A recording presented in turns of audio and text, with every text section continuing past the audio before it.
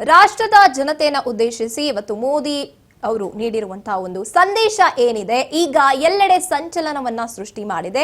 ಈ ಕಡೆ ವಿಪಕ್ಷಗಳು ಕೆಂಡಕಾರೋಕೆ ಆರಂಭ ಮಾಡಿದೆ. ಏನೇನಪ್ಪಾ ಅಂತ ನೋಡ್ತಾ ಹೋದಾಗ ಚಿನ್ನ, ಪೆಟ್ರೋಲ್, ಡೀಸೆಲ್ ಬೆಲೆ ಭಾರಿ ಏರಿಕೆ ಆಗುತ್ತಾ ಅನ್ನುವಂತ ಆತಂಕವನ್ನ ಉಂಟು ಮಾಡುವಂತಹ ಒಂದು ಕರೆಯನ್ನ ನರೇಂದ್ರ ಮೋದಿ ಅವರು ನೀಡಿರುವಂತದ್ದು.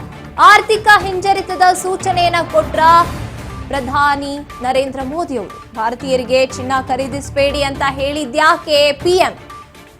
ವರ್ಕ್ ಫ್ರಮ್ ಹೋಮ್ ಸಲಹೆಯನ್ನ ನೀಡ್ತಾರೆ, ಇಂಧನ ಉಳಿತಾಯದ ಮನವಿಯನ್ನ ಮಾಡಿಕೊಳ್ತಾರೆ, ಪೆಟ್ರೋಲ್ ಡೀಸೆಲ್ ಮಿತ ಬಳಕೆಗೆ ಕೂಡ ಕರೆಯನ್ನ ನೀಡ್ತಾರೆ.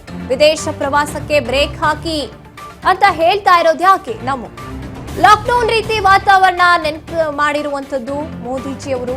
ಯಾಕೆ? ಮುಂದಿನ ದಿನಗಳಲ್ಲಿ ವಿಶ್ವಕ್ಕೆ ಕಾದಿದ್ಯಾ ಬಿಗ್ ಶಾಕ್? ಅಪಾಯದ ಮುನ್ಸೂಚನೆಯನ್ನ ಕೊಟ್ರ ಪ್ರಧಾನಿ ನರೇಂದ್ರ ಮೋದಿ ಅವರು.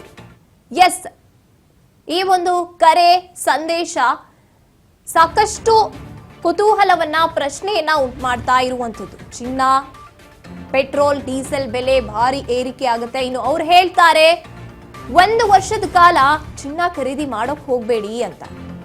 ಒಂದ್ ಕಡೆ ಜನಕ್ಕೆ ಕುತೂಹಲ, ಹಾಗಿದ್ರೆ 1 ವರ್ಷದಲ್ಲಿ ಬೆಲೆ ಕಡಿಮೆ ಆಗ್ಬಿಡುತ್ತಾ ಅಥವಾ ಬೆಲೆ ಏರಿಕೆ ಆಗುತ್ತಾ? ಈಗ ಏನ್ ಹೇಳೋಕ್ ಹೊರಟಿದ್ದಾರೆ?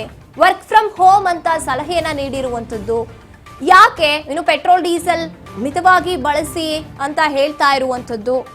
ಎಸ್, ಮಧ್ಯಪ್ರಾಚ್ಯದಲ್ಲಿ ನಡೆದಿರುವಂತಹ ಯುದ್ಧ, ನಡೀತಾ ಇರುವಂತಹ ಯುದ್ಧದಿಂದ ಸಾಕಷ್ಟು ಏರುಪೇರಾಗಿದೆ ಶೇರ್ ಮಾರ್ಕೆಟ್ನಲ್ಲಿ. ಹಾಗೇನೆ ಈ ಬೆಲೆ ಏರಿಕೆಯ ಬಿಸಿ ತಟ್ಟುತ್ತಾ ಇರುವಂತದ್ದು ರಾಷ್ಟ್ರದ ಜನತೆಗೆ. ಆದ್ರೆ ಈ ಮಧ್ಯೆ ಎಷ್ಟು ದಿನಗಳಲ್ಲಿ ಇಲ್ಲದೆ ಇರುವಂತಹ ರೀತಿಯಲ್ಲಿ ಸಂದೇಶವನ್ನ ನೀಡ್ತಾ ಇರುವಂತದ್ದು ನರೇಂದ್ರ ಮೋದಿ ಅವರು.